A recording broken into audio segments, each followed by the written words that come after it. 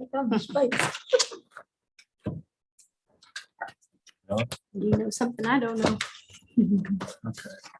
I will call the special / public hearing meeting to order. The time is 6:30, August 17th, 2021. We'll open up public hearing to hear citizens' comments concerning the proposed property tax rate. Can you state the start time for the public hearing? Sorry, Mayor. What's that? The start time for the public hearing? Start time? Yes. You said 6:30. Yep, 6:32 is what I just gave. Okay. 2. Yes.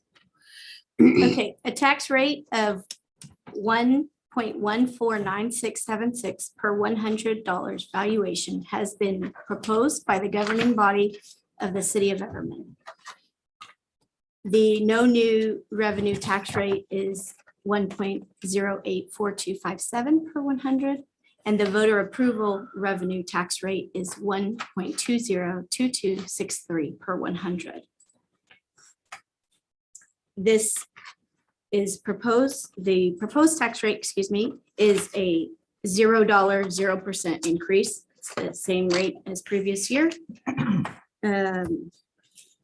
However, due to the increased property tax value, this will bring an additional $139,821 to the city, increasing our budget by 5.62%.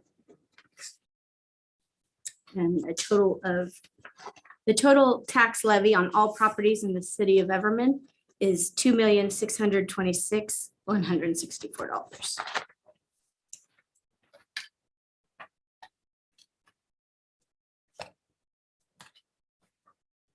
So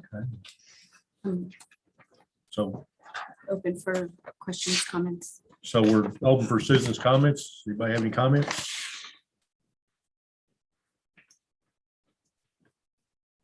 Okay, then I will close the public hearing for the proposed property tax rate.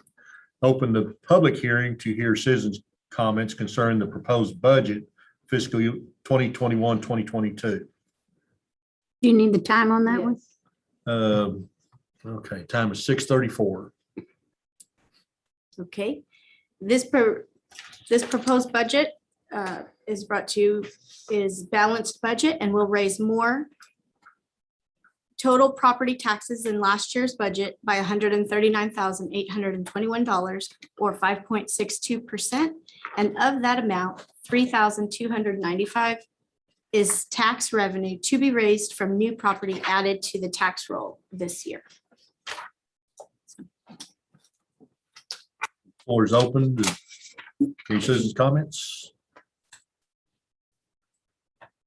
Okay, so I will close the public hearing on the proposed budget for 2021, 2022. Go to new business, consideration possible action. Item 1, approve policy related to paid quarantine leave for first responders as required by Texas law, item 21162. I'll entertain a motion. I move we approve item 21162 as read. Second. Motion made and seconded. Mayor, this quarantine policy, first of all, I'm sorry to bring this to you last minute. However, this was a part of the special session that's been occurring at the Texas legislature. It was enacted here recently and required to be adopted by the city prior to September 1st. We obviously don't have meetings as frequently as other municipalities, so I had to bring this before you tonight for recommendation to adopt. This is essentially the same policy that we have been implementing for our first responders related to quarantine leave for COVID-19 exposure or diagnosis. It just provides what the legislative session has required with the new law. It provides a little bit more guidance as far as what is considered an on-duty exposure and what is not considered an on-duty exposure. A lot of this actually stemmed from testimony that we provided, and Senator Powell, who sponsored the first responder COVID-19 bill, pushed through in response to Alex's death, and assuring that benefits are provided as well. So all this kind of ties together. We've been basing off of the previous federal administration, the recommendations that came down from President Trump regarding the quarantine mandates for first responders. We've been following that ever since. When that policy expired, we continued that policy voluntarily as a city, and therefore we already comply with the standard, but we have to have this policy in place in writing prior to September 1st. So I don't anticipate any impact budget-wise from this policy. Any questions or discussion? Yes, on one of the, I guess it's the first paragraph, it says, that the leave is going to run concurrently with the workers' compensation process. Why is that? That's just how it would be very similar to any other injury on duty. No, I mean, you'll get workman's comp and you'll get this. So the only time that workers' comp steps in is if there's a loss in pay. So if they're unable to work at all, then workers' comp 100% covers it. This law is saying that workers' comp isn't going to be able to do that. We have to step up and run it concurrently with their time for the first 7 days. Okay, and then it was saying quarantining, including lodging, medical, and transportation.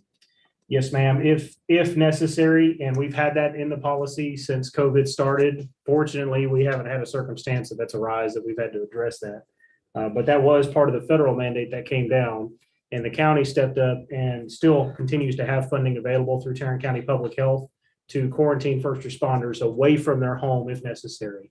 For example, if a police officer or firefighter is exposed in the line of duty, rather than sending them home to quarantine and potentially exposing their family, we would be responsible for putting them up in a hotel room. County, through public health and through the funding from the federal government, takes care of getting those costs covered for us. Okay, so for medical as well? Medical would be covered by workers' comp. The workers' comp claim would cover all their medical expenses. Well, it was saying being eligible for reimbursement. If they qualify, correct, yeah. Maybe I'm not understanding your question. Well, It's not being double covered, if that's what you're. Okay. Yeah. They'll be paid one time, but their services will be, their housing and the quarantine will be paid leave. okay, so as far as being reimbursed for medical, you have the insurance and then you have the workman's, that we're discussing, the leave. If it's an exposure due to them being on duty, workers' comp will take care of that directly, so there won't be a need to reimburse. What the state legislature has said is if the employee incurs any cost as a result of getting that while on duty, it is the city's responsibility to reimburse that. But in our case, because we provide workers' comp insurance, the employee won't incur any cost as a result of being exposed on duty. It'll all file underneath workers' comp. So we won't be responsible for reimbursing them for anything. Any other discussion? Hold the council. Place 1, Aye. place 2, Aye. place 3, Aye.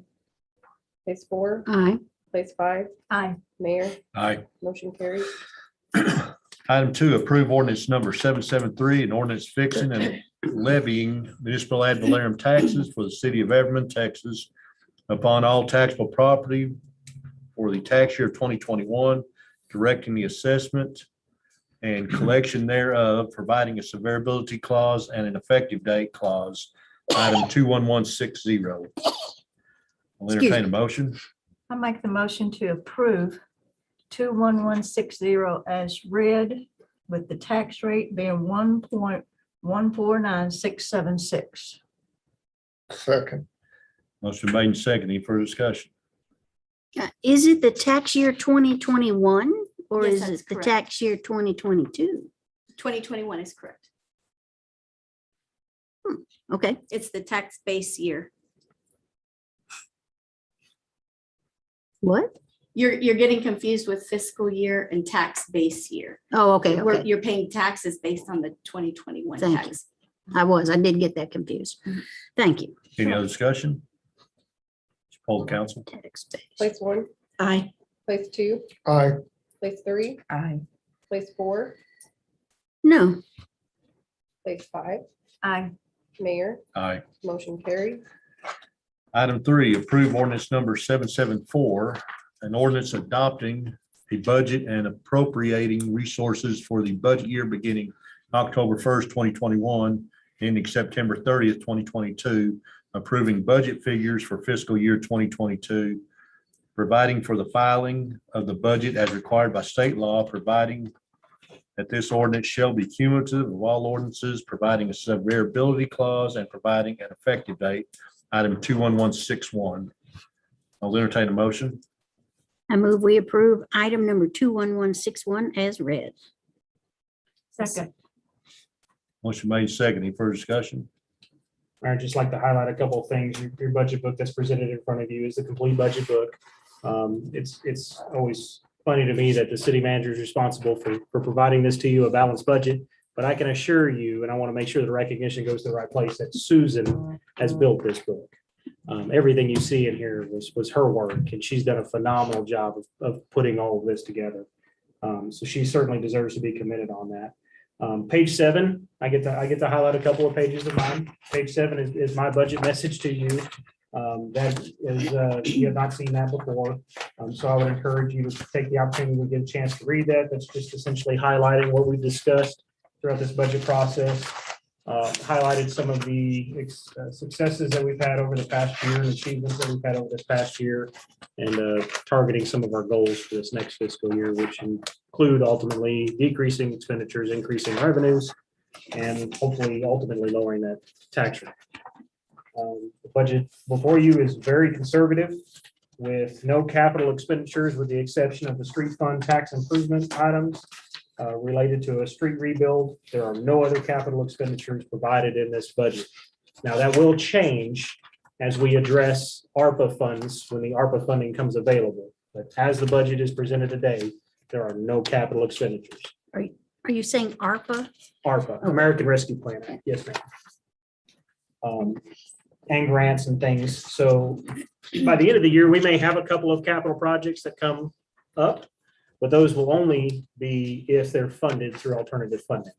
We will not have any proposed capital projects this year out of general fund. It is a balanced budget, and our goal this next year is to focus heavily on revenue opportunities, seeing what other potential revenue sources there are available to the city of Everman aside from property taxes, seeing what opportunities lie out there for economic development and increasing sales tax revenue for the city as well.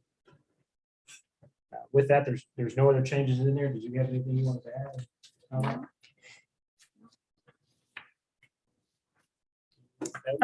I wanted to ask a question. Yes, ma'am. I know that with the water, us raising the water rates and everything, are there going to be, and I also noticed that you're going to want us to start paying, I guess, our water bills online. It's an option. That is a convenience option only. And that's because throughout COVID, we saw a much higher demand on the drive-through, which is why we brought forth a recommendation about converting one of the full-time positions to a part-time position to allow more personnel to spread out throughout the building to address all the different concerns or the different spots that we have customers coming in. And then for a while there, we were down to one employee working the front. And so it was just a high demand. So we were trying to push out as much as we could, encouraging residents to pay online solely for their convenience. We're happy to service customers, whether they come in person or go online. Online is simply a convenient option for residents if they choose to do it. Well, there's also a fee that you have to pay, or will there be a way that you can assist the residents with paying their water bills? Unfortunately, no, that fee is a pass-through fee. That is not anything that we collect on. That is straight to the credit card companies. Okay, so that will charge y'all that look fee. into, I guess, maybe some grants or something that might be, see if that's even possible? I don't know. We can check on the possibility of that. Typically, when any municipality or business runs a credit card machine, the credit card machine company has to get paid somehow. Otherwise, Yes. what's the incentive for them to run the business? So it usually happens in one of two ways. Either one, the company or firm marks up their product to be able to cover those expenses associated with the credit card processing, or two, a pass-through fee. We chose the pass-through fee rather than marking up our water sales to cover those costs. Right, well, I just thought maybe with you encouraging people to pay online, maybe there'll be some assistance or something. Okay, we can certainly research that. Yes, ma'am. But also the newsletter is included in in there. The full newsletter, all Okay. of it. Okay, Every part. normally with the striping and stuff for streets, is that just a regular in the streets department, or do you have to have is there a fund for that? Because I mean, that's serious. It is built within the budget, and it has been within the budget historically. There's $35,000 there for street maintenance. Historically, that budget has not been utilized to the extent that it could have been utilized. And the new public works director is aware of that and does plan to utilize those funds for street maintenance, which will be crack fill, reseal, striping, all the things that have been neglected over the years. He's going to address those things with that budget line item. And that is underneath, is that a general fund? That's a general fund. Yes. Okay, just making sure that we've got money for that. Yes, ma'am. He's got $35,000 that's going to be allocated towards that. And just to give you an idea how far that'll get us, when we're talking about doing a crack refill and reseal and restripe of Wichita Street, all of Wichita, that's going to cost us $7,000. So $35,000 is a pretty healthy budget for a city our size, just to deal with street maintenance and not street improvement. Thank you. Yes, ma'am. Any other discussion? On approving the budget? Correct. No, I don't have it. Would you poll the council? Place 1, Aye. place 2, Aye. place 3, Aye. place 4, Aye. place 5, Aye. Mayor, Aye. motion carried. Now we'll go into executive session, section 551074, personnel matters, past performance and continued employment of the city manager, item 21163. The time is 6:49.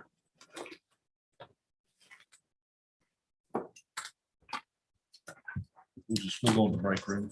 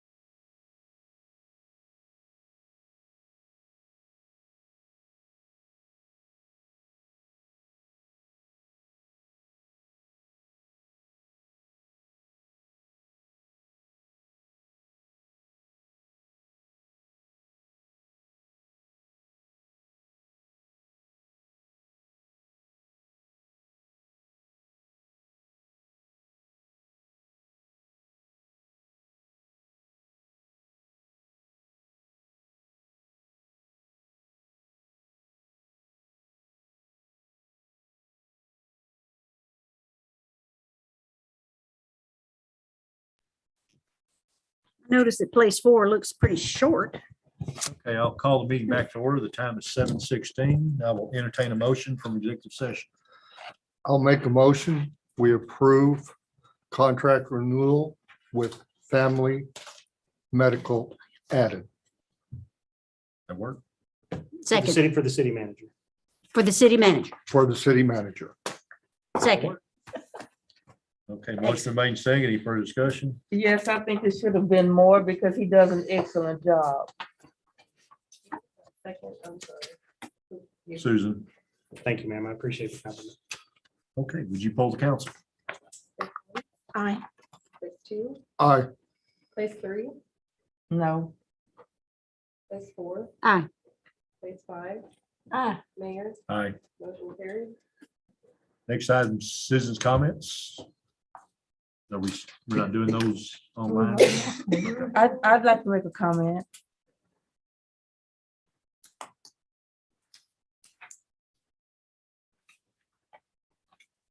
No, that's great. Okay. I'm good. Okay. Okay. Uh, City manager report, do you have anything, Craig? I do not, sir, other than just kind of keep you in loop on what the next step is. The budget's now done, so next will be capital Yay. improvement. I have got meetings scheduled with all the directors. It's going to be a strategy meeting to talk about setting and establishing our goals for the next year and how we can achieve those goals. Once that meeting is complete, I'll obviously bring back a report to city council to let you know what our strategies and focuses are going to be on this next year and how we look to achieve those. And we'll start the CIP process with planning and zoning and look forward to bringing back some recommendations to council for the next year's CIP. We will also I believe it's November, have a discussion on the agenda to discuss capital improvement projects with council. So be thinking about any projects and ideas that you would like to put into the CIP that may not be included. That'll be the opportunity when we start working on that then. Do we know yet when, regarding the 414, Not yet. So it still sounds like the federal budget's going to be adopted. I'm not hearing any rumors of a government shutdown or anything. So as long as the budget gets adopted, then we should receive our $414,000 and that would go into effect September 1st. Now, what the process is to actually receive those funds, I'm not sure of, but I have been told it's pretty quick. We're still working on figuring out our coronavirus relief funds and things with the federal government. So I think it'll be a pretty quick process. Hopefully September or October, we should see those funds. Yeah. Okay, so next, We always mayor's have fun. report. Should we talk about our meeting with Commissioner Brooks the other day? Don't think so. We don't, is there any talk about that? Oh, yeah. Yes, sir. Yes, sir. Okay. I'm sorry. I thought you asked if Well, we have. Our flood study, the county actually went out and applied for a grant that we had been approved on. But the county's decided now at this point, they just want to pay the money themselves. That way we don't have to deal with the government bureaucracy. But that kind of delays it a little bit further because now we've got to do a interlocal agreement. And then the money won't be available till, I guess, October, Yes. their budget year. So, but we've got to get with Michael Morris with COG and make sure that he's still on board with this and everything. And then, so it's going to add a couple more meetings. But That's okay. but in the long run, hopefully this will be easier for the county to just give us the money instead of having to dealing with Yes. the federal government or state government. So we'll keep you updated on that. So but Cool. other than that, Cool. that's all I got. So if there's nothing else, then we are adjourned. This time is 7:21. Not bad.